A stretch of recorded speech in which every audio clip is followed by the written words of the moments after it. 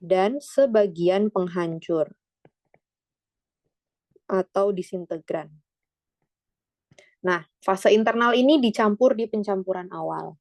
Ketika kita pakai granulasi basah, maka pengikat yang kita gunakan adalah pengikat basah. Ada yang bisa menyebutkan pengikat basah contohnya apa? Eksipien yang digunakan sebagai pengikat. Tadi di awal udah sempat disebut. NaCMC. Oke, NaCMC. Selain itu ada lagi yang tahu? HPP bukan? Apa? HPP. PVP, oke. Atau polivinil pirolidon. Itu juga bisa digunakan sebagai pengikat basah. Kemudian, nah, nanti si bahan-bahan tadi, NaCMC, PVP, atau povidon, itu nanti akan dilarutin dulu dalam air atau campuran air alkohol. Kemudian nanti setelah mereka larut, jadi kayak cairan kental, dicampur ke serbuk-serbuk yang lain. Baru nanti kita dapat kayak semacam adonan gitu, terus kita granulasi, kita ayak. Nah, di sini karena dia akan menambahkan pengikat yang mengandung air atau pengikat basah, maka zat aktifnya pun harus tahan terhadap air atau tahan terhadap lembab. Kalau ternyata nanti di soal zat aktifnya itu mudah terhidrolisis, hidrolisis itu kan rusak karena air, maka hindari menggunakan metode granulasi basah. Oke, kemudian setelah kita lakukan granulasi basah, kita ayak basah, lalu di sini ada proses pengeringan. Nah, disinilah makanya penting si zat aktifnya itu harus tahan panas. Karena kita akan mengeringkan. Biasanya nanti patokannya, kita lihat apa? Kita lihat data melting point atau titik leleh dari si zat aktif. Itu salah satu indikator. Kalau ternyata titik lelehnya rendah dari serbuk zat aktifnya, berarti kan dia mudah meleleh. Di suhu yang rendah dia mudah meleleh, nah itu hindari menggunakan metode granulasi basah. Takutnya nanti waktu dikeringkan malah zat aktifnya yang rusak.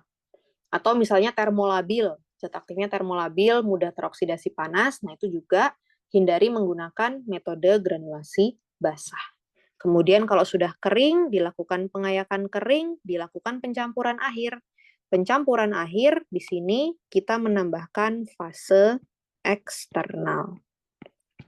Di fase eksternal, kita akan menambahkan sebagian penghancur. Tadi kan penghancurnya itu sebagian biasanya dimasukin ke fase internal, sebagian ke fase eksternal.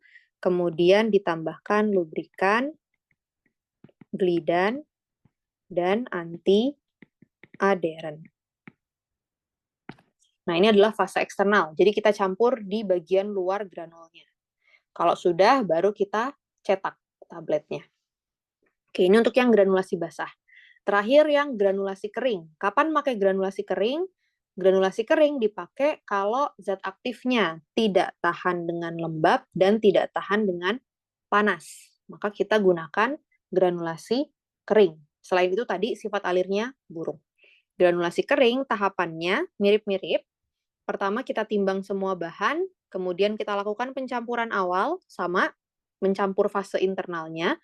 Bedanya nanti zat pengikatnya itu pengikat kering, jadi masih dalam bentuk serbuk, nggak dilarutkan dengan air.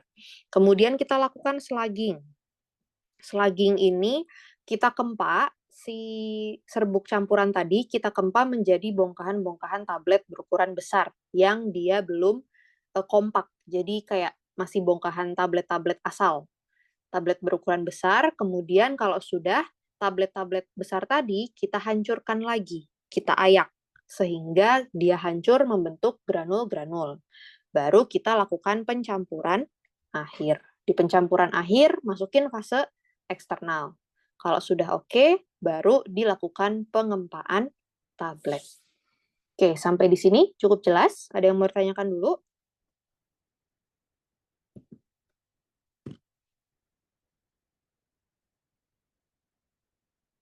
Belum, Kak. Aman ya? Oke, kalau gitu kita ke evaluasinya. Evaluasi tablet ini lumayan banyak pengujiannya. Yang pertama ada uji waktu hancur atau uji disintegrasi. Uji disintegrasi atau uji waktu hancur dan ada uji disolusi. Nah, ada yang bisa menjelaskan apa bedanya disintegrasi dan disolusi?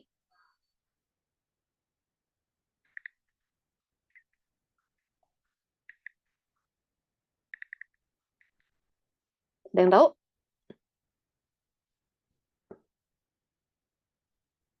Kalau disolusi kelarutan bukan? Oke, kelarutan. Kalau disintegrasi?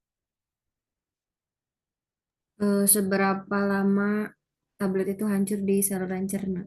Oke. Ini suka keluar di ujian wawancara. Biasanya suka ditanyain, apa bedanya uji waktu hancur atau uji disintegrasi dengan uji disolusi? Oke, benar. Kalau uji disintegrasi, kita pengen melihat lama waktu tablet hancur di saluran cerna. Maka nanti karena kita mau melihat lama waktunya, data yang kita pakai adalah data waktu menit biasanya. Kita ngitung dengan stopwatch. Berapa lama nih setelah si tabletnya itu dimasukin ke alat, alatnya dijalankan, kita hitung pakai stopwatch berapa lama waktu yang dibutuhkan sampai tabletnya itu pecah. Nah, alatnya seperti ini. Ini alat uji disintegrasi. Jadi nanti ada chamber yang berisi media, biasanya medianya air di suhu 37 derajat, menyesuaikan suhu tubuh. Kemudian nanti si tabletnya kita masukkan ke dalam chamber yang di dalam sini. Biasanya ada 6 tabung. Nah, kita masukin ke sana. Lalu si alat ini dia nanti gerakannya naik turun. Dicelupin, dikeluarin kayak gitu. Nah, itu untuk mensimulasikan gerak peristaltik di saluran cerna. Nah, nanti dilihat secara visual, kita lihat apakah tabletnya pecah atau belum, dihitung dengan stopwatch. Biasanya nanti persyaratannya harus memenuhi waktu hancur sesuai monografi. Biasanya nanti di monografi sudah dikasih tahu di farmakope, oh tablet A, misal tablet vitamin C, dia harus hancur maksimal berapa menit. Tablet B, dia maksimal berapa menit. Cuman biasanya kalau nggak diatur, kalau dia merupakan tablet tidak bersalut,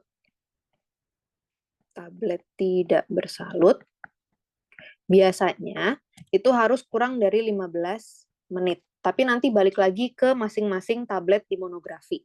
Bisa dia mengikuti maksimal 15 menit, bisa juga nanti dia di monografi sudah spesifik, harus kurang dari 5 menit, harus kurang dari 3 menit, dan seterusnya.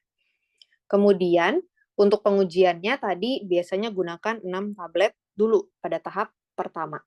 Kalau ada 1-2 tablet yang tidak hancur selama masa waktu yang dipersyaratkan, maka kita tambahkan 12 tablet baru, lalu kita uji lagi.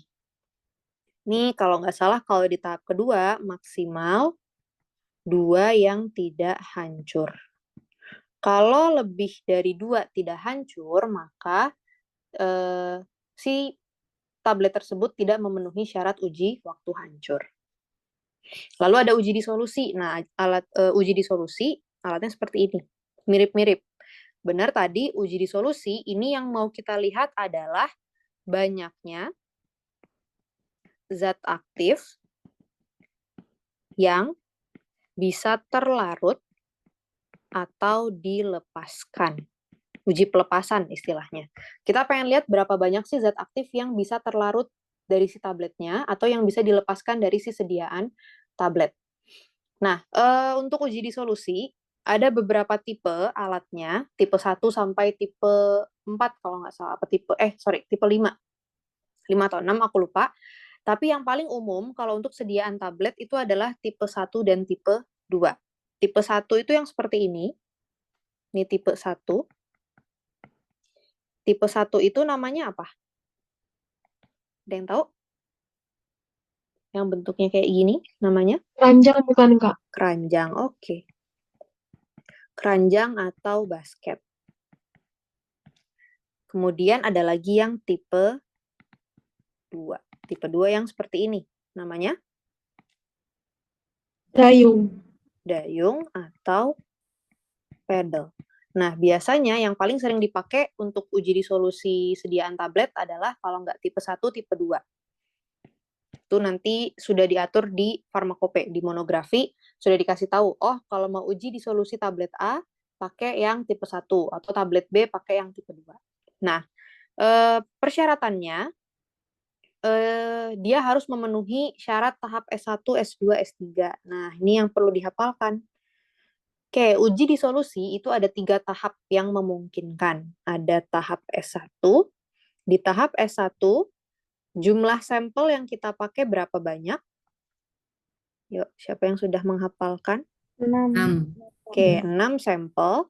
Kemudian syaratnya dikatakan memenuhi persyaratan uji di solusi kalau Tidak kurang dari Ki plus 5%.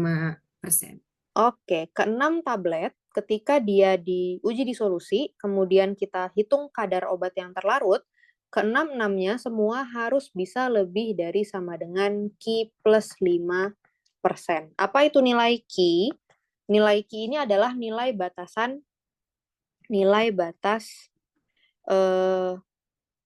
zat aktif terlarut. Itu ini aja deh.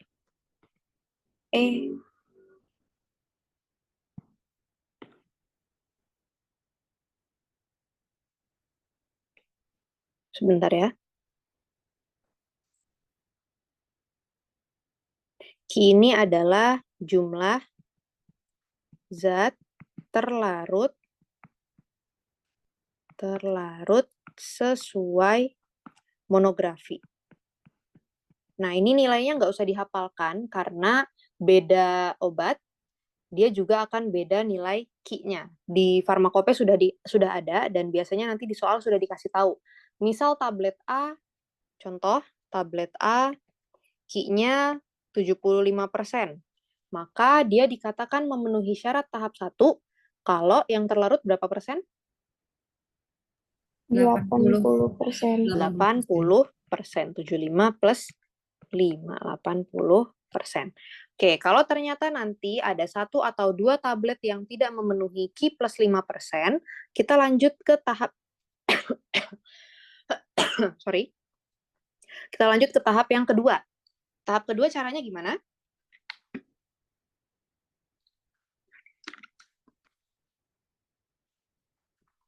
Tambah sampel berapa? Tambah 6. 6. Oke, tambah 6 sampel baru. Syaratnya jadi ada 2. Kalau tadi kan syaratnya cuma 1, sekarang syaratnya ada 2. Syarat pertama, rata-rata dari 12 sampel itu mana? 6 di tahap awal dan 6 di tahap kedua. Kita jumlah. Jadi ada 12. Kita lihat rata-rata di solusinya harus lebih dari sama dengan nilai Ki-nya. Kemudian syarat yang kedua gimana? Jumlah yang terdisolusi harus Tidak Lebih kecil dari Ki kurang 15%. lebih kecil, yakin?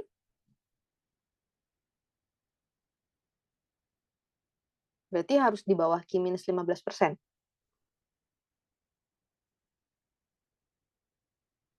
Tidak ada satupun tablet yang kurang dari Ki minus 15%. Atau bisa kita simpulkan semuanya harus bisa lebih dari sama dengan Ki minus 15%. Tidak ada satupun tablet yang di bawah Ki minus 15%. Ki minus 15%-nya berapa? Ya sudah. Berarti tinggal 75 dikurang 15. Berapa tuh? 60%. Kemudian kalau ternyata masih ada satu yang di bawah Ki minus 15%, lanjut ke tahap ketiga. Ini toleransi terakhir. Di tahap ketiga tambahin berapa sampel? 12 sampel. Sehingga total kita punya 24 sampel. Maka di tahap ketiga syaratnya pun ada 3. Yang pertama, rata-rata dari 24 sampel itu harus lebih dari sama dengan nilai Ki. Kemudian syarat kedua, maksimal hanya 2 tablet yang kurang dari Q minus 15% dan tidak ada satupun yang di bawah Q minus 25%. 25%. Atau semuanya harus lebih dari sama dengan Q minus 25%. Oke, ini persyaratan untuk uji disolusi. Silahkan nanti dihafalkan karena sering keluar juga di soal, disuruh menginterpretasikan data uji disolusi. Apakah dia memenuhi persyaratan atau tidak. Kemudian ada uji kerapuhan atau friabilitas. Uji friabilitas. Ada mau tanyakan dulu? Maaf tadi kecepatan. Aku mau nanya tadi tuh yang syarat ketiga itu rata-rata 24 sampel lebih dari nilai Q. Terus Betul. maksimal 2 tablet tidak ada satupun yang kurang dari nilai Q kurang 15%. Oke. Terus yang terakhir semua tablet lebih dari nilai Q kurang 25%. Bener bukan? Iya, betul. Makasih, Kak. Betul. Oke. Tadi maksimal toleransinya cuma boleh 2 tablet yang di bawah Q minus 15%. Jadi nanti kalau dari 24 tablet ternyata ada 3 yang di bawah Q minus 15%, maka dia juga tidak memenuhi syarat. Jadi cuma boleh 2 tablet aja yang di bawah Q minus 15%. Tapi kalau nggak ada yang di bawah Q 15%, ya bagus, nggak apa-apa. Oke, lanjut ke friabilitas. Ini alatnya, friability tester. Friability tester ini kita mau melihat kerapuhan tablet, caranya kita siapkan sejumlah tablet. Tabletnya itu nanti jumlah sampelnya, kalau satu tablet bobotnya lebih dari 650 mg, cukup gunakan 10 tablet aja. 10 tablet, kita timbang semua. Setelah ditimbang, kita bersihkan dulu 10 tabletnya, kita timbang, dapat bobot awalnya berapa, masukin ke dalam alat, kemudian nanti alatnya diputar dengan kecepatan tertentu, kemudian setelah selesai, nanti tabletnya keluarin lagi, lalu kita bersihkan dan kita timbang lagi. Nanti kita bisa hitung berapa bobot yang hilang. Rumusnya, persen friabilitas sama dengan bobot awal dikurangi bobot akhir per bobot awal dikali 100. Syaratnya harus kurang dari 1%. Nah, itu kalau bobot tabletnya satunya 650 mg.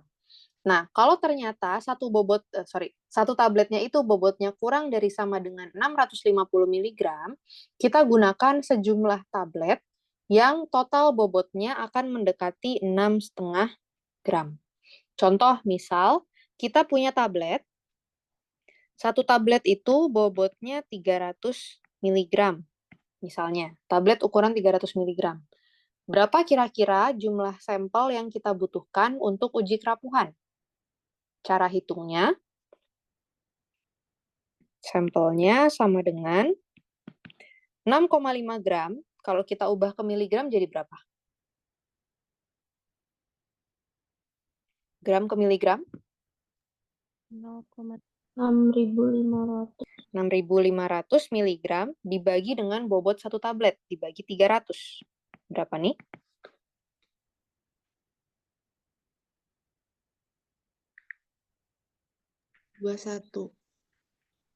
Oke, 21,6 atau kita buat menjadi 22 tablet. Nah, ini kita gunakan sejumlah 22 tablet, kita timbang semuanya, terus kita masukin ke alat. Jadi kita ngitung berapa jumlah tablet yang mendekati total bobotnya itu 6,5 gram. Oke, sampai sini cukup jelas?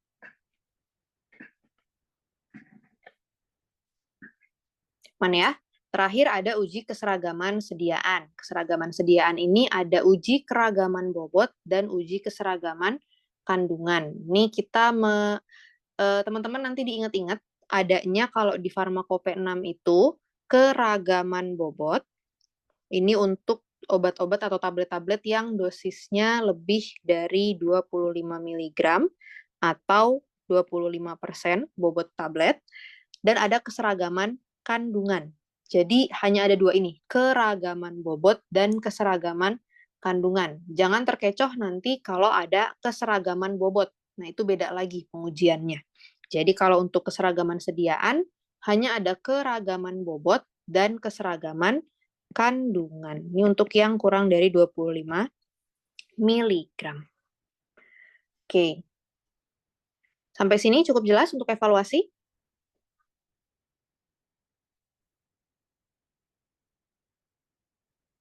Mana ya? Kemudian ini beberapa contoh excipient, nanti teman-teman bisa tambahkan juga dari HOPE, Handbook of Pharmaceutical Excipient. Nanti teman-teman bisa searching siapa aja yang bisa digunakan sebagai diluent. Diluent itu tadi pengisi. Kemudian siapa yang bisa digunakan sebagai pengikat atau binder. Kemudian siapa yang dipakai sebagai penghancur, disintegran, lubrikan, glidan, anti-adheren, dan penyalut. Kalau penyalut ini sistemnya dia opsional, bisa tabletnya disalut, bisa enggak, tergantung kebutuhan.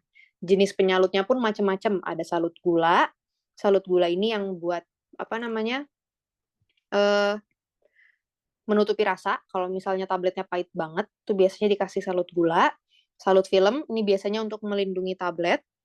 Kalau misalnya si bahan-bahannya itu mudah berinteraksi dengan lembab, atau misalnya mau memperbaiki permukaan tablet, memperbaiki penampilan tablet, nah itu bisa disalut film.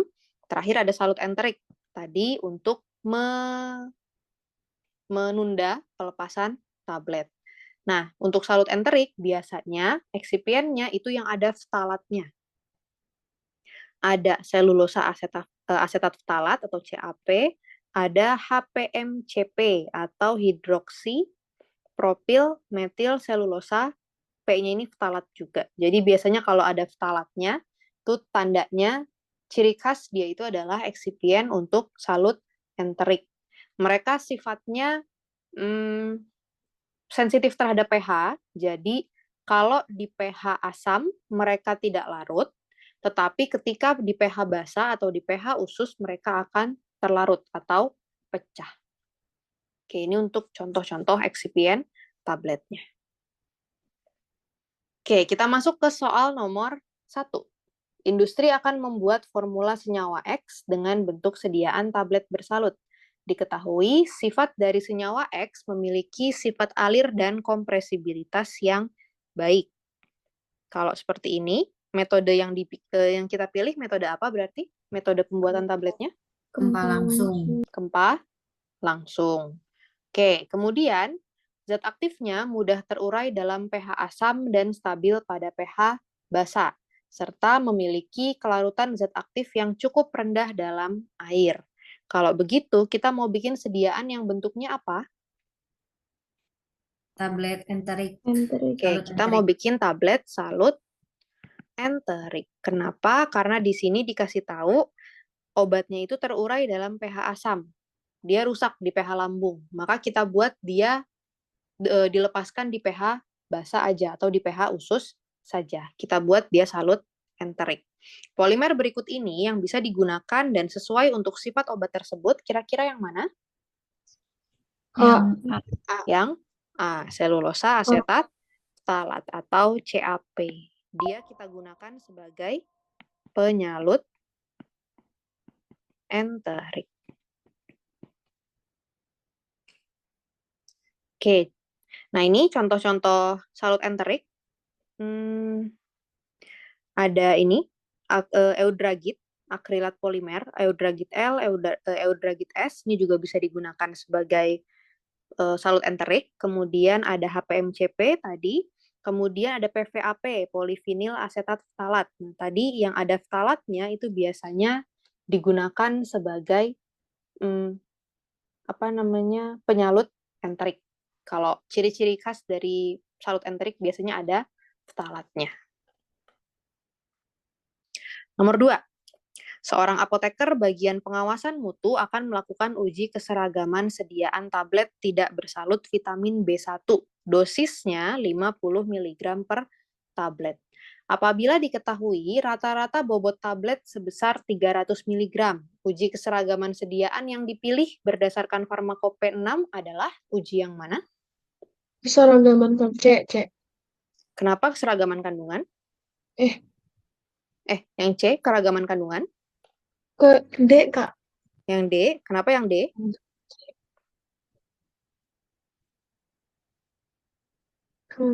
Kenapa bukan keragaman bobot yang A? Oke, kita lihat syaratnya. Nah, ini ada di farmakope. Untuk tablet yang tidak bersalut, kalau dia dosisnya lebih dari sama dengan 25 mg dan lebih dari 25%, persen ini maksudnya apa? Persen ini adalah persentase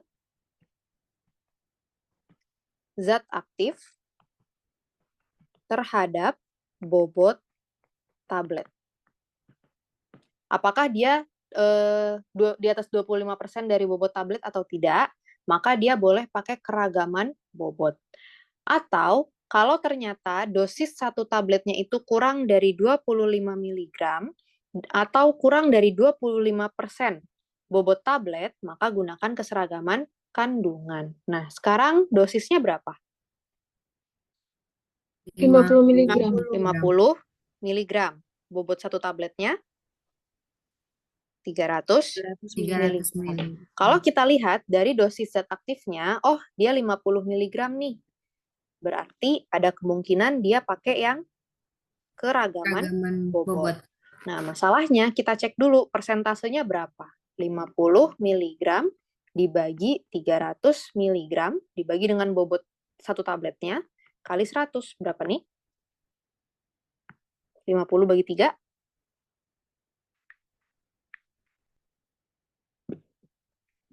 16,67%. Ternyata kalau dilihat dari persentasenya, jumlah zat aktifnya itu kurang dari 25% bobot total si tabletnya.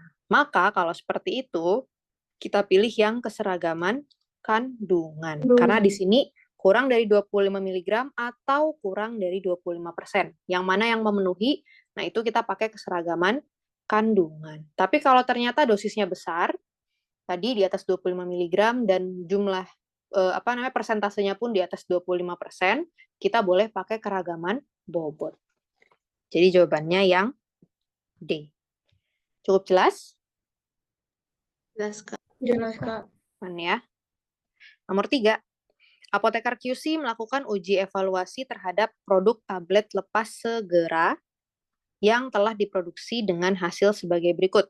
Ada permasalahan pada formula tablet, sehingga perlu dilakukan penambahan eksipien. Eksipien yang dimaksud, oke, kita lihat dia melakukan uji disolusi, waktu hancur, dan friabilitas. Kira-kira yang mana yang tidak memenuhi persyaratan? Waktu hancur. Oke, waktu hancurnya. Tadi kalau tidak diketahui, biasanya tablet lepas segera itu kurang dari 15 menit. Ini waktu hancurnya lama nih, 17 menit.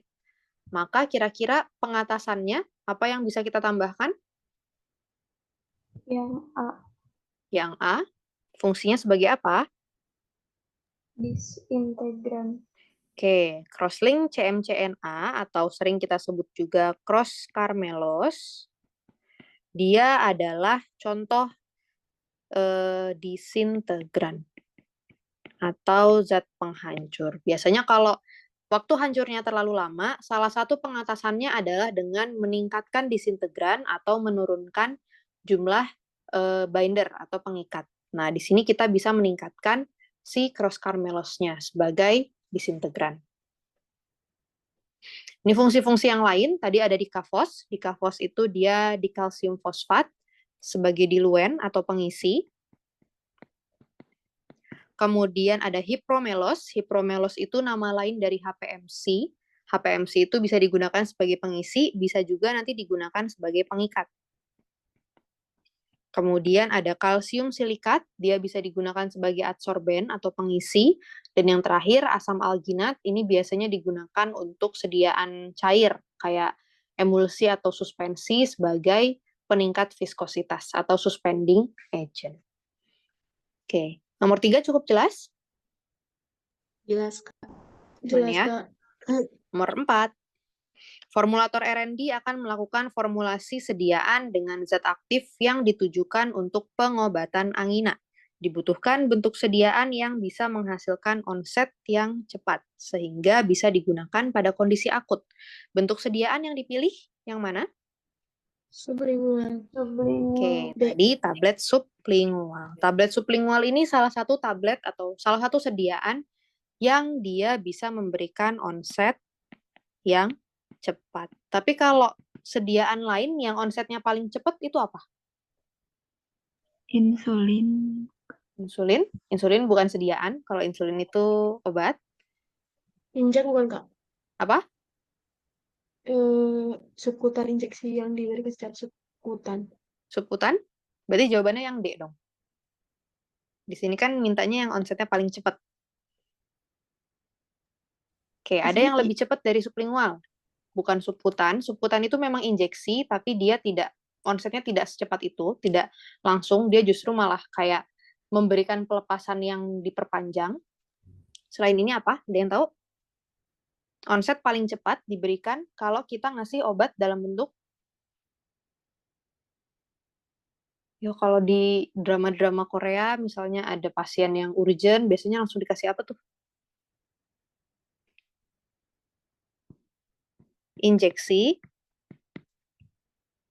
Vena bukan Kak? Rute apa injeksi yang paling cepat? Intravena, Kak. Iya, intravena.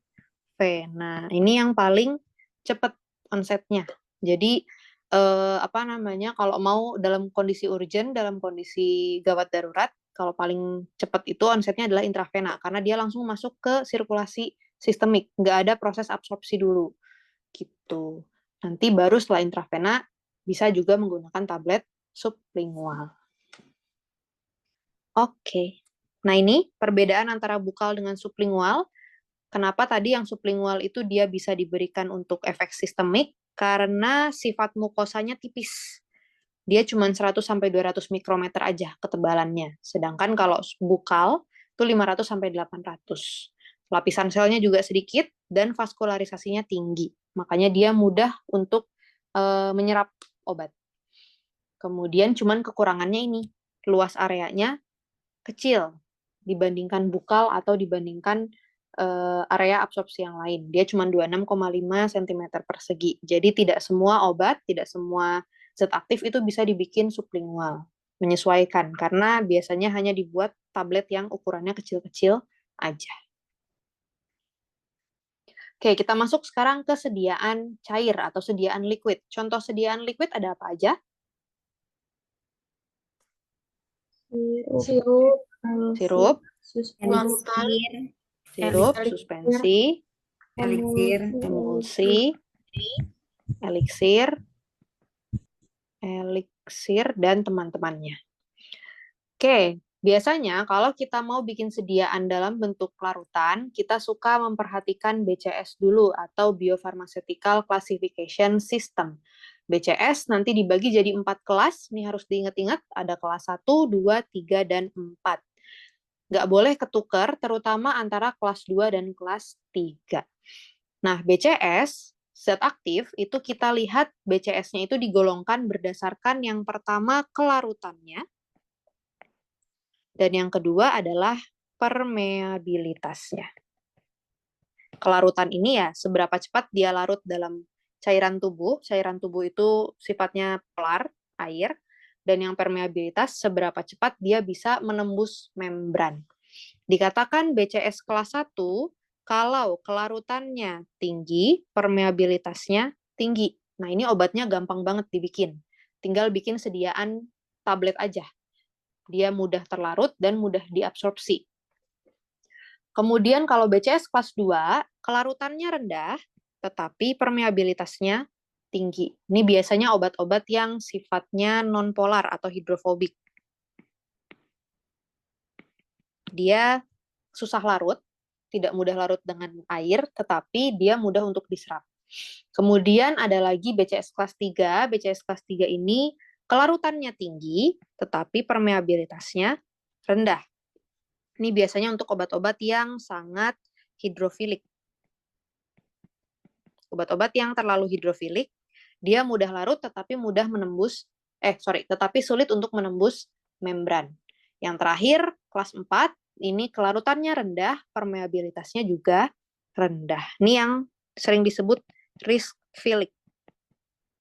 Dia nggak terlalu larut air dan tidak juga terlalu bisa menembus membran. Nah, kalau seperti ini dia butuh modifikasi khusus untuk membantu meningkatkan kelarutan dan permeabilitas si zat aktifnya. Ini diingat-ingat, terutama antara kelas 2 dan kelas 3 jangan sampai ketukar. Kalau kelas 2 yang tinggi permeabilitasnya, kalau kelas 3 yang tinggi itu kelarutannya. Kemudian ada klasifikasi kelarutan. Klasifikasi kelarutan ini teman-teman bisa lihat di Farmakope. Tabel ini sudah ada di Farmakope. Dia menjelaskan istilah-istilah kelarutan. Ada istilah sangat mudah larut, larut, sampai praktis tidak larut. Dilihatnya dari mana? Dilihat dari berapa banyak pelarut yang dibutuhkan untuk melarutkan 1 gram zat. Kalau contohnya gini, misal kita punya sampel senyawa A, diketahui konsentrasi jenuhnya, dia itu konsentrasi jenuhnya 25 mg dalam 10 mili. Kira-kira klasifikasi kelarutannya seperti apa? Nah, ini sering keluar di soal. Jadi diketahui senyawa A memiliki konsentrasi jenuh sekian, terus disuruh menentukan klasifikasi kelarutannya yang mana. Kalau seperti ini, kita harus mencari berapa sih volume yang dibutuhkan untuk melarutkan 1 gram zatnya. Di sini kita taunya, kalau 25 mg itu larut dalam 10 mili. Nah, kita cari berarti berapa yang bisa melarutkan 1 gram zat. Caranya gimana? Tinggal kali silang aja. 25 mg itu butuh 10 mili, maka kalau 1 gram itu berapa miligram? 1000. Kalau 1000 miligram butuh berapa mili? Berarti X sama dengan 1000 dikali 10 dibagi 25. Berapa nih?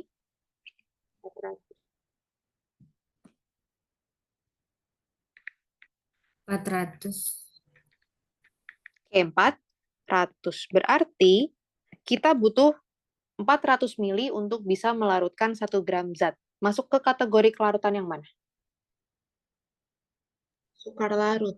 Oke, dia masuk ke kategori sukar larut. Karena butuh 100 sampai 1000 ml pelarut untuk melarutkan 1 gram zat. Sampai sini cukup jelas? Jelas, Kak. Nanti ada lagi, kemarin pernah keluar soal diketahuinya dalam bentuk persen. Misal 1,5%. Nah, kalau seperti ini, konsentrasinya 1,5%, ini diubah aja satuannya jadi 1,5 gram per 100 mili. Nah, dari sini sama, kita cari kalau 1 gram, berapa mili yang dibutuhkan. Oke. Aman ya? Nah, gimana caranya meningkatkan kelarutan untuk suatu zat aktif? Ada beberapa metode, bisa dengan kosolvensi. Kosolvensi itu kita menambahkan pelarut pembantu untuk meningkatkan kelarutan dengan cara mengubah polaritas atau konstanta dielektrik. Contoh kosolven apa? Contohnya kita menambahkan alkohol. Etanol itu bisa digunakan sebagai kosolven. Kemudian propilen glikol atau etilen glikol. Ini juga merupakan contoh kosolven. Jadi, misal ketika dia dilarutkan dalam air aja, dia nggak mau larut, biasanya nanti strateginya, pertama kita larutin dulu dalam alkohol, kemudian kita encerkan dengan air. Tapi tetap dengan ketentuan batas-batas tertentu. Cuman penambahan alkohol, propilen glikol, etilen glikol, dan lain-lain, gliserin, itu bisa digunakan sebagai kosolven atau pelarut pembantu. Kemudian bisa menggunakan surfaktan. Ini biasanya dilakukan di sediaan-sediaan emulsi suspensi. Ini fungsinya untuk meningkatkan kelarutan dengan cara menurunkan tegangan permukaan si zat aktif. Biasanya kalau zat aktifnya nggak bisa larut, berarti sifatnya apa? Hidrofilik atau hidrofobik? Zat aktifnya nggak bisa larut, tandanya dia sifatnya hidrofobik. Oke, kalau bahannya itu hidrofobik, dia itu seringnya susah untuk berinteraksi dengan air. Jadi kita turunkan tegangan permukaannya supaya dia mau bersinggungan dengan air dengan cara ditambahkan surfaktan. Kemudian bisa dengan kompleks inklusi. Kompleks inklusi itu kita memerangkap senyawa kita yang sifatnya itu hidrofobik dalam suatu rongga bahan pembentuk kompleks yang sifatnya hidrofilik dan hidrofobik. Jadi contohnya siklodextrin. Siklodextrin ini kalau teman-teman lihat strukturnya, siklodextrin itu dia punya struktur bagian yang hidrofobik dan ada yang hidrofilik dalam satu struktur. Nah, nanti kalau kita mau bikin kompleks inklusi, kita jerap, kita perangkap, zat aktif kita yang sifatnya hidrofobik, itu kita perangkap dalam siklodextrin, di mana nanti zat aktif yang sifatnya hidrofobik itu bersinggungan dengan gugus hidrofobik, dan di bagian luarnya ada siklodextrin yang punya gugus hidrofilik, sehingga nanti gugus hidrofilik siklodextrin itulah yang akan berinteraksi dengan air. Kemudian ada pembentukan garam, seperti yang teman-teman tahu, bentuk garam itu cenderung lebih mudah larut air, jadi biasanya kalau obatnya tidak larut sama sekali, kita pilih bentuk garamnya untuk mempermudah kelarutan. Atau bisa juga dengan dispersi padat. Dispersi padat ini serbuknya kita dispersikan dengan matriks inert yang sifatnya hidrofilik. Jadi nanti kita akan membentuk matriks hidrofilik dengan senyawa hidrofobik. Ini adalah beberapa strategi peningkatan kelarutan untuk obat-obat yang sifatnya hidrofobik. Oke, sampai di sini ada yang mau ditanyakan dulu?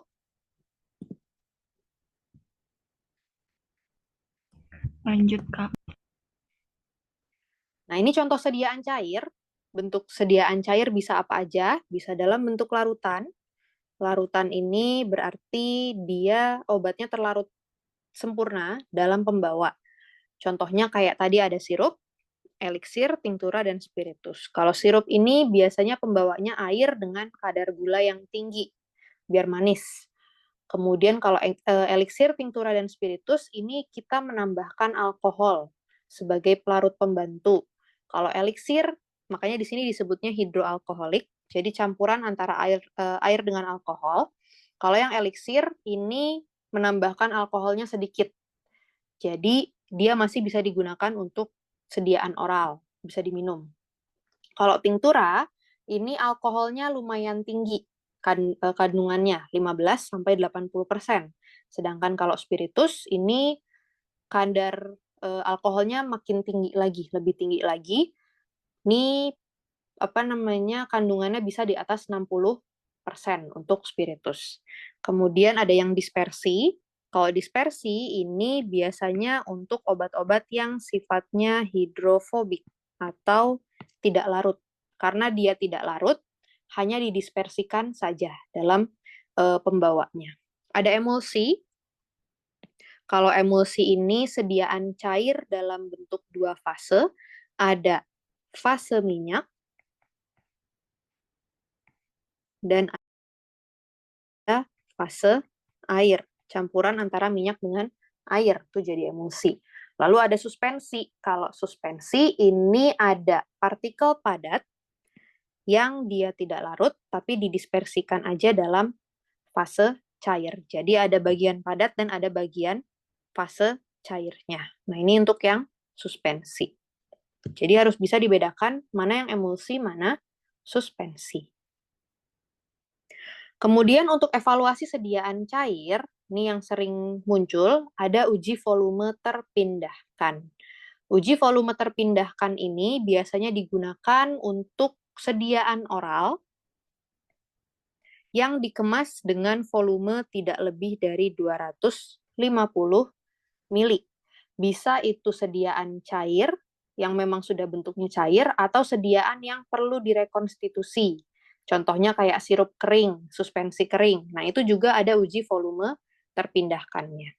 Caranya gampang. kita siapin 30 sampel sirup atau misalnya sampel sediaan. Kemudian prosedurnya ada 2 tahap. Tahap pertama itu kita uji dulu 10 sampel. Jadi 30 wadah ini nanti dibagi jadi 2.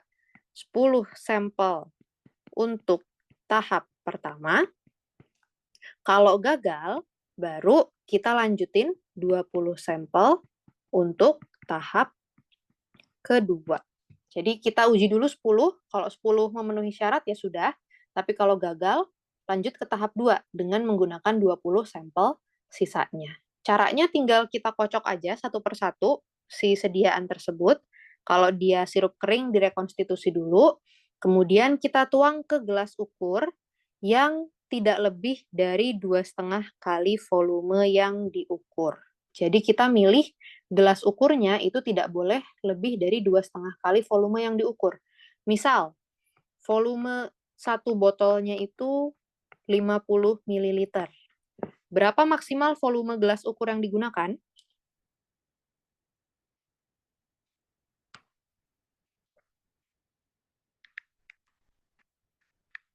Berapa?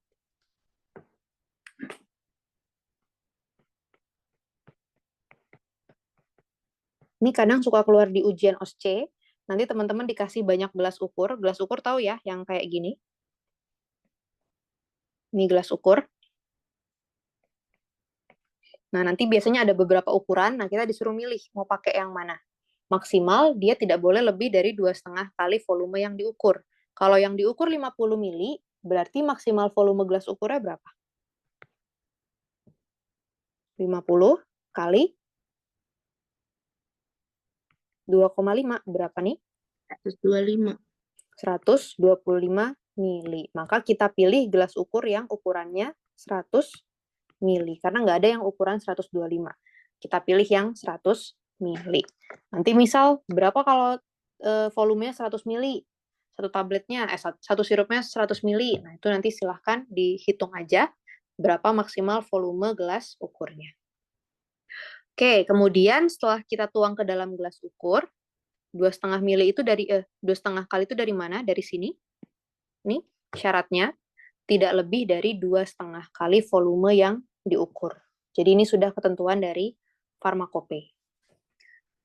Lalu kita tuang, kita diamkan kurang dari 30 menit untuk dosis ganda dan 5 menit untuk dosis tunggal, lalu kita ukur volumenya berapa. Nanti menentukannya kita bisa melihat ke tabel ini. Kita hitung berapa volume rata-ratanya. Kalau dia tidak kurang dari 100% volume etiket, VE itu adalah volume etiket. Kalau VR itu adalah volume rata-rata. Kalau dia tidak kurang dari 100% volume etiket dan tidak ada wadah yang volumenya kurang dari 95% volume etiket, maka ujinya memenuhi syarat.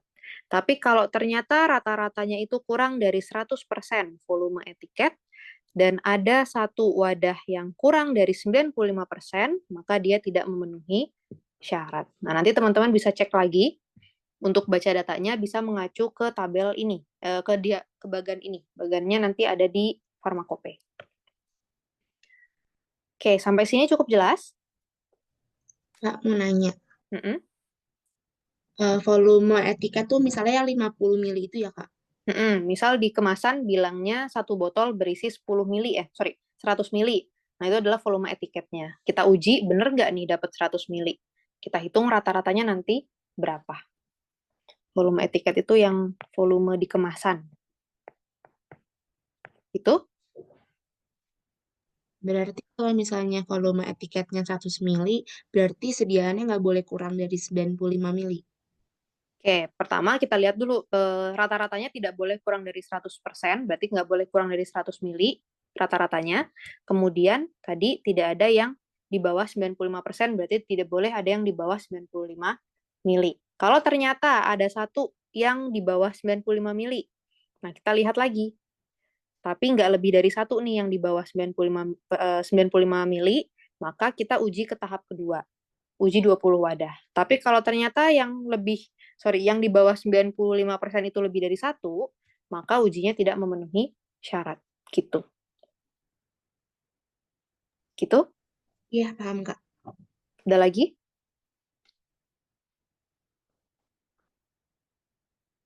Oke, kemudian terakhir perhitungan HLB. Perhitungan HLB ini akan teman-teman temukan ketika dapat soal terkait emulsi, kemudian bikin krim, kadang-kadang suspensi juga, terus biasanya suka disuruh menghitung HLB.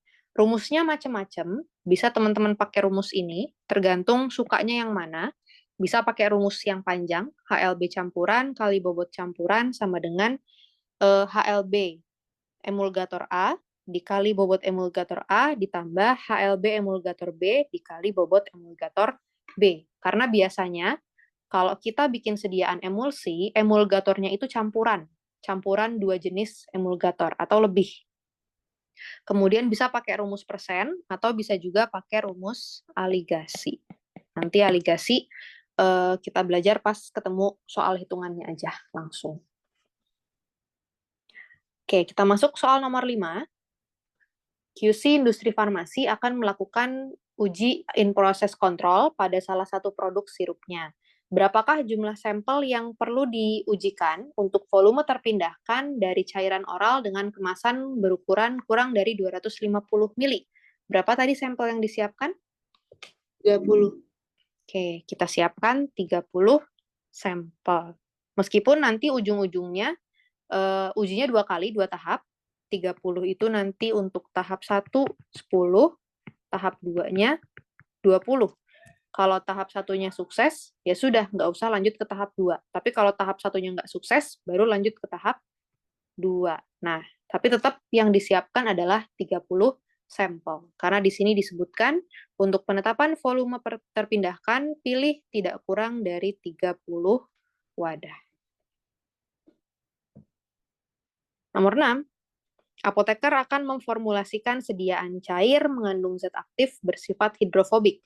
Berdasarkan hasil uji kelarutan, diketahui zat aktif tersebut mudah larut dalam propilen glikol, sehingga formulator akan membuat sediaan cair dalam campuran propilen glikol air, agar zat aktifnya bisa larut. Prinsip peningkatan kelarutan yang digunakan menggunakan prinsip apa? Kosolvensi. Oke, kosolvensi, di mana kita menggunakan propilen glikol sebagai pelarut pembantu. Nomor 7, industri akan membuat sediaan emulsi kemasan 100 mili sebanyak 1 batch. Oke, diketahui volume 1 botolnya 100 mili, kemudian 1 batch, kita mau bikin 1 batch, di mana 1 batch itu terdiri dari 50.000 botol. 50.000 botol. Berarti volume totalnya berapa?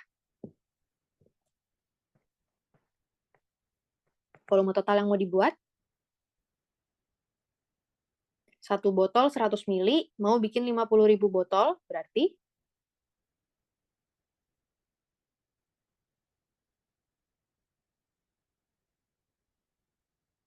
Berapa volumenya?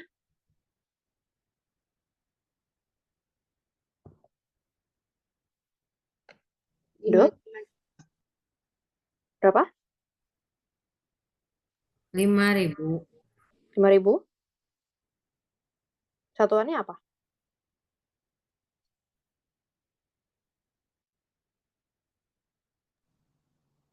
Satuannya mili, Kak. 5 juta bukan, Kak? Oke, 5 juta 5 juta mili. mili, atau sama dengan berapa liter? 5.000 liter. 5.000 liter. Oke. Kemudian pada formula digunakan twin dengan HLB 16,7 dan span dengan HLB 8,6. Oke. Emulgatornya ada twin dan ada span. HLB-nya yang satu 16,7, yang satu 8,6. HLB butuh yang diinginkan, HLB campuran atau HLB butuhnya 13,5. Berapakah bobot span yang diperlukan bila persentase emulgator campuran pada formula sebesar 15%? Oke, berarti konsentrasi emulgator adalah 15%. Berapa dari 15% tersebut, berapa sih span yang diperlukan? Cara hitungnya gimana? LB butuh dikurang Mm-mm. Oke, kita hitungnya sebenarnya bisa pakai rumus yang mana aja.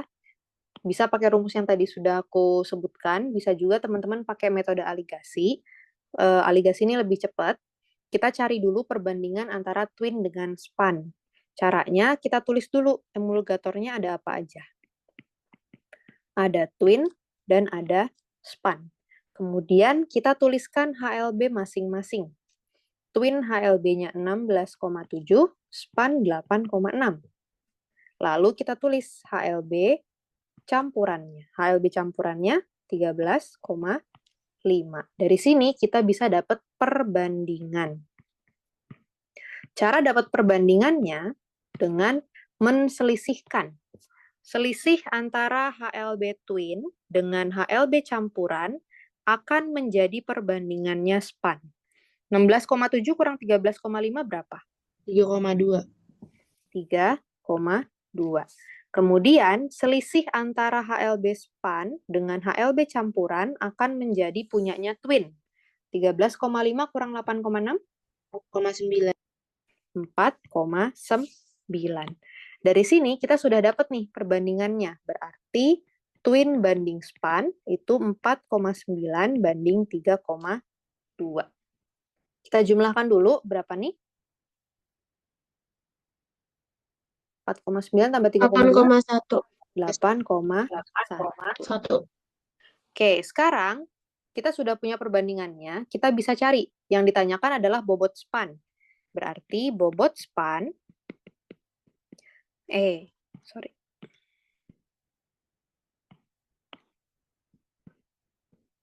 bobot span sama dengan perbandingan punyanya span 3,2 dibagi dengan perbandingan total 8,1 dikali dengan konsentrasi dikali dengan bobot emulgator total.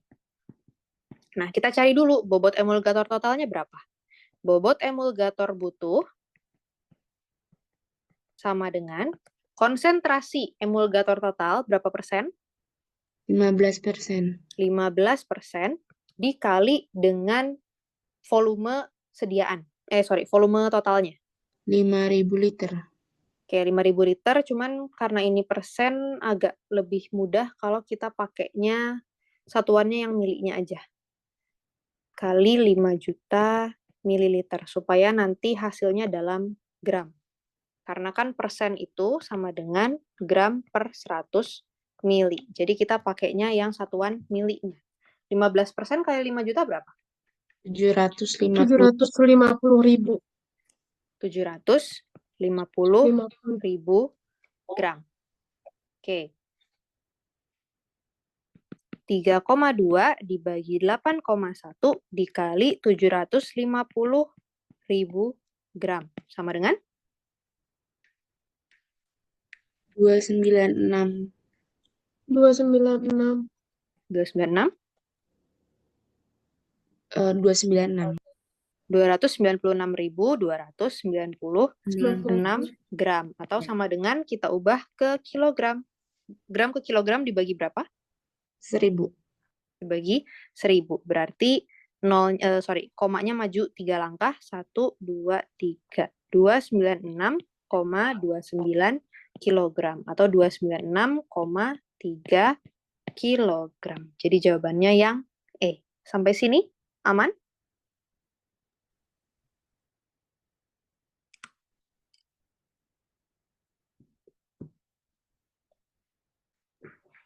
Nggak ada yang mau tanyakan? Aku mau nanya, ini tadi cara aligator ya, Kak? Iya, ini yang aligasi. Bisa berlaku untuk semua soal yang pakai yang kayak gini atau gimana, Kak? Iya, bisa. Kalau misalnya dia ditanyakannya, kalau HLB campurannya diketahui, yang ditanyakan berapa bobot salah satu komponen emulgator, teman-teman bisa pakai yang aligasi. Cuman agak susah kalau yang ditanyakan adalah HLB campurannya berapa.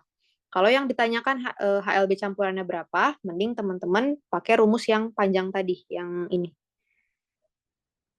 Nah, kalau yang ini kita bisa nyari berapa HLB campurannya. Ini kita anggap sebagai X, kayak gitu. Gitu? Oke, Kak.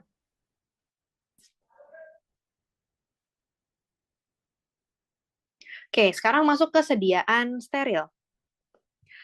Kalau mau bikin sediaan steril, kemarin kita sudah bahas sedikit waktu farmasi industri, bisa bikin dengan cara sterilisasi di akhir, bisa dengan cara teknik aseptis.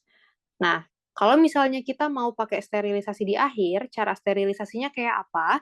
Bisa pakai metode panas kering, panas basah, radiasi, gas, maupun filtrasi.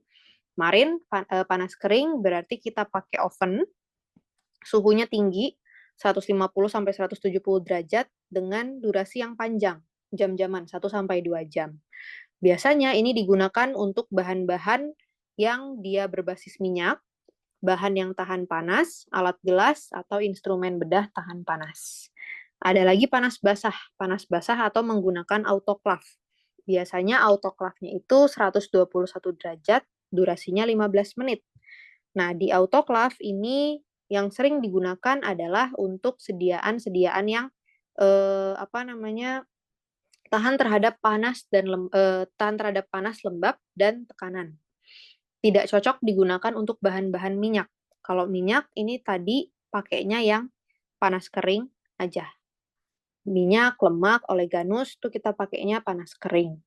Kemudian ada radiasi. Radiasi ini untuk sediaan-sediaan yang tidak tahan panas. Tidak tahan panas ini dia bisa kita radiasi dengan sinar gamma, atau kalau kita mau sterilisasi ruangan bisa pakai sinar UV. Jadi kalau kita mau sterilisasi bahan, sinarnya itu sinar gamma, radiasi ionisasi, tapi kalau kita hanya mau mensterilkan permukaan ruangan, maka cukup menggunakan sinar UV aja. Sinar UV ini kurang cocok digunakan untuk sterilisasi bahan, karena dia nggak bisa nembus permukaan. Gitu. Kemudian ada gas. Gas ini kita menggunakan gas etilen atau propilen oksida. Ini juga sama untuk peralatan medis dan sediaan yang tidak tahan terhadap panas. Terakhir ada filtrasi. Penyaringan. Kalau penyaringan ini menggunakan filter berukuran 0,22 mikrometer. Sebenarnya ukuran filter ada macam-macam. Ada 0,22, ada 0,45. Tapi yang 0,22 ini biasanya digunakan untuk menyaring mikroba. Kalau 0,45 ini biasanya untuk menyaring partikel aja. Jadi yang lebih penyaringannya lebih bagus untuk sterilisasi bisa menggunakan yang filtrasi. Nah, cuman masalahnya filtrasi ini hanya bisa digunakan untuk sediaan berupa larutan atau gas saja. Kalau misalnya yang kayak sediaan-sediaan kayak salep mata itu dia nggak bisa difiltrasi. Atau misalnya serbuk steril itu juga nggak bisa difiltrasi. Gitu. Oke, kemudian perhitungan tonisitas. Ini yang akan teman-teman sering ketemu di soal. Perhitungan tonisitas ini rumusnya macam-macam. Bisa menggunakan ekivalensi, bisa menggunakan penurunan titik beku, bisa menggunakan L-iso, bisa menggunakan milimol, miliosmol, itu macam-macam. Tergantung nanti di soal yang diketahui datanya apa. Kalau yang diketahui di soal data ekivalensi atau nilai E, maka kita lihat apakah yang ditanyakan volume sediaan atau yang ditanyakan bobot pengisotonis. Kalau yang ditanyakan berapa volume sediaan yang bisa dibuat, maka rumusnya ini. Volume sama dengan bobot zat aktif dikali ekivalensinya dikali 111,1. Tapi kalau di soal yang ditanyakan adalah berapa bobot pengisotonis yang dibutuhkan, maka rumusnya B di sini adalah bobot NaCl butuh, sama dengan 0,9/100 dikali volume larutan yang mau dibuat, dikurangi bobot zat aktif dikali ekivalensinya terhadap NaCl. Kalau di soal yang diketahui nilai penurunan titik beku, PTB, atau delta TF sama aja, maka kita pakai rumus ini. Ini rumus 1, 2, ini rumus 3.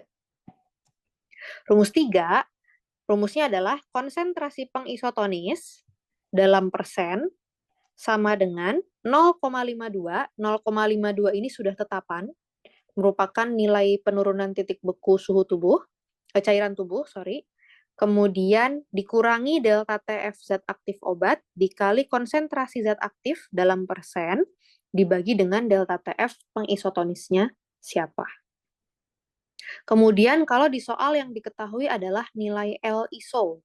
Kalau yang diketahui nilai L-iso, maka kita cari dulu ekivalensi NaCl-nya berapa atau ekivalensi zat aktif terhadap NaCl-nya berapa. Rumusnya ekivalensi sama dengan 17 dikali L-iso dikali MR. Kalau sudah dapat ekivalensinya, baru kita masuk ke rumus 1 atau 2. Disesuaikan apa yang ditanya di soal. Oke, mungkin kalau yang ini lebih mudah kalau teman-teman perbanyak latihan soal menghitung tonisitas. Oke, ada yang mau ditanyakan dulu?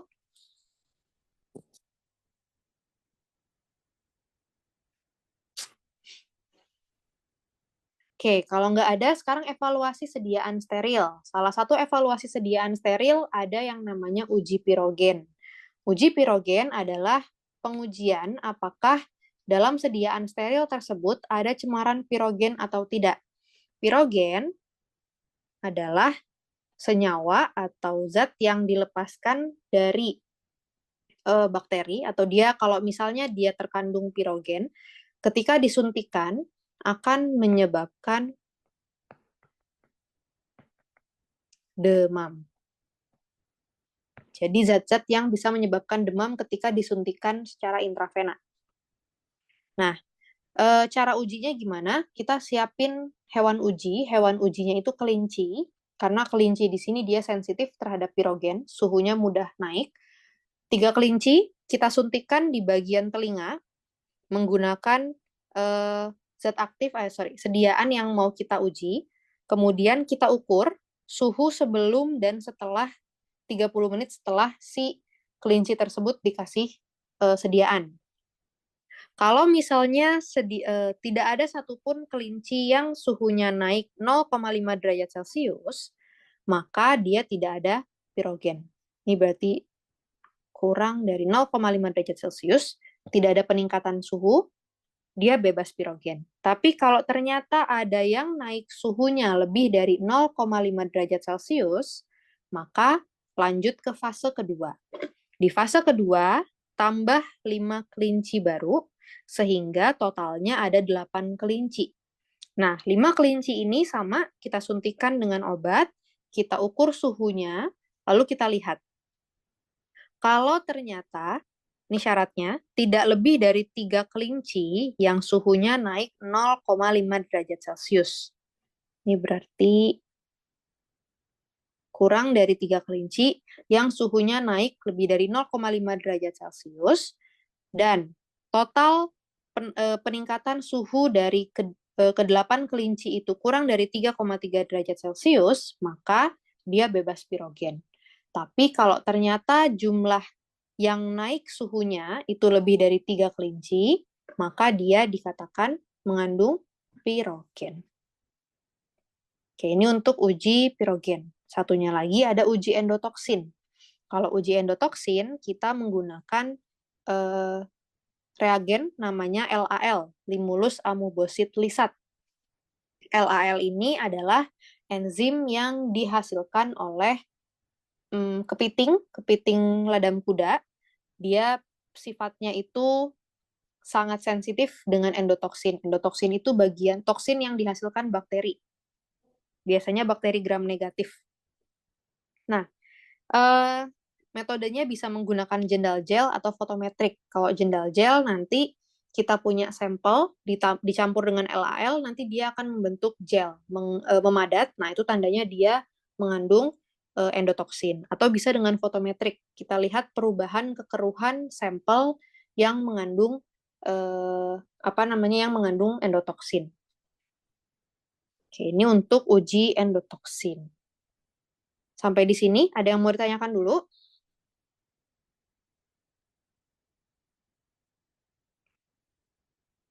Kalau belum, aku langsung masuk soal nomor 8.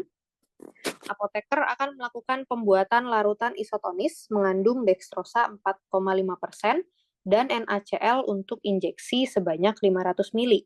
Diketahui tiap gram dekstrosa setara dengan 0,18 gram NaCl. Diketahui nilai E dari dekstrosa sama dengan 0,18. Berapakah NaCl yang diperlukan untuk membuat larutan tersebut? Oke, konsentrasi dekstrosanya 4,5% dan volume sediaannya 500 mili. Yang ditanyakan berapa bobot dari NaCl butuh. Oke, kalau dilihat dari datanya, kita pakai rumus yang mana?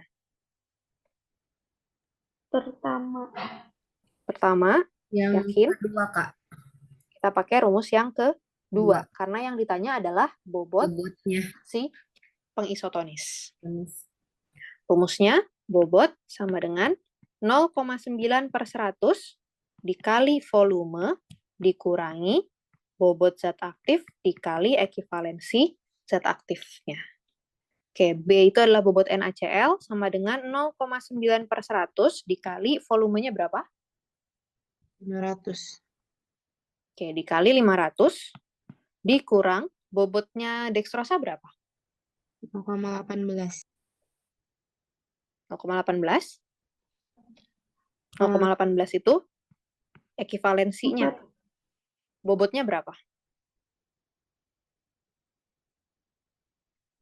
Oke, bobot dekstrosa bisa dicari dengan cara konsentrasi dikali dengan volume. Konsentrasinya 4,5% dikali volumenya 500. Berapa nih? 4,5% kali 500? 22,5.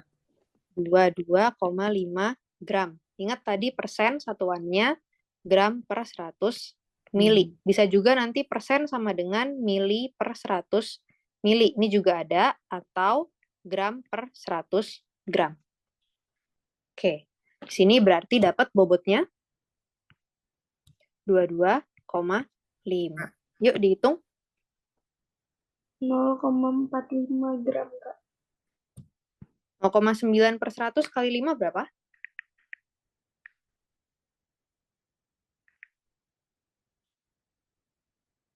0,9/100 kali 500? 4,5 dikurang 22,5 kali 0,18. 4,05. 4,5 kurang 4,05. 0,45. 0,45 gram. Oke, sama dengan yang C. Sampai sini cukup jelas? Jelas, Kak. Mana ya? Nomor 9. Formulator R&D di industri farmasi akan membuat sediaan injeksi dexamethasone sodium fosfat dengan bahan-bahan yang terdiri dari zat aktif, sodium sitrat, sodium bisulfit, metil dan propilparaben, serta NaOH untuk mengatur pH.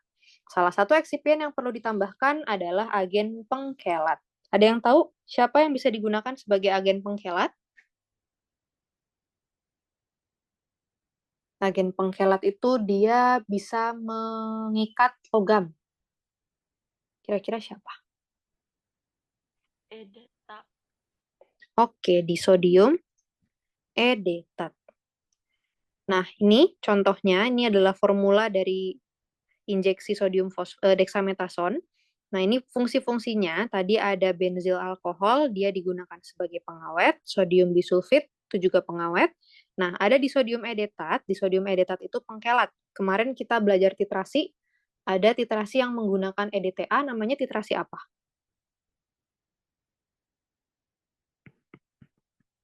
Ada yang ingat? Kompleksometri. Oke. Nah, itu prinsipnya dari si EDTA atau disodium edetat itu sama aja. Mereka itu bisa berikatan membentuk kompleks dengan logam atau kation. Kemudian ada karbon aktif, dia sebagai adsorben, dan gas nitrogen. Ini biasanya kalau kita bikin sediaan injeksinya itu kita alirkan dengan gas nitrogen. Fungsinya untuk mengganti gas oksigen yang ada di kemasan dengan nitrogen supaya tidak terjadi oksidasi selama proses pembuatan maupun penyimpanan sediaan. Fungsi-fungsi eksipien ini teman-teman bisa lihat di Handbook of Pharmaceutical Excipient. Cukup jelas? Jelas. Aman ya? Kalau gitu, masuk soal terakhir, industri farmasi akan memproduksi injeksi steril mengandung zat aktif protein. Oke, kita tahu sifatnya protein, dia tidak tahan panas. Protein mudah terdegradasi oleh suhu tinggi. Maka jenis sterilisasi yang kita gunakan untuk injeksi tersebut kira-kira pakai apa? Filtrasi Filtrasi yang mana? 0,22. Oke, kita pakai filtrasi 0,22 mikrometer. Kita nggak pakai oven autoclave karena tadi protein itu dia sifatnya tidak tahan panas, sehingga kita nggak mau nanti pas disterilkan sediaannya rusak. Jadi karena dia bentuknya injeksi, larutan, kita bisa gunakan filtrasi. Filternya menggunakan yang ukuran 0,22 mikrometer. Oke, ada yang mau ditanyakan dulu?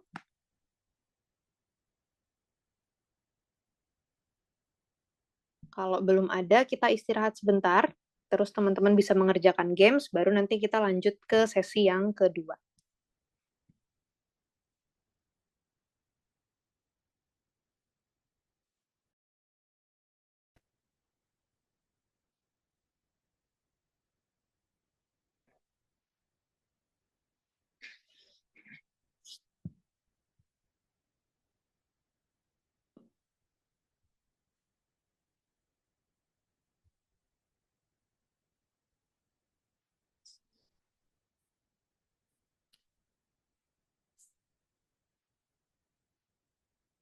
Ya, oke. Selamat siang. Assalamualaikum warahmatullahi wabarakatuh. Apakah suaraku sudah kedengeran, teman-teman? Sudah, Kak. Sudah ya. Ya, oke. Selamat siang, teman-teman. Kita kembali lagi sudah masuk di pertemuan ke-7 sesuai dengan jadwal. Pada pertemuan terakhir ini kita akan membahas materi terkait materi non-klinis, yaitu teknologi farmasi, formulasi, biologi, dan mikrobiologi. Oke, mungkin sebelum kita mulai, kita berdoa terlebih dahulu supaya kegiatan pada siang hari ini lancar. Berdoa dipersilahkan.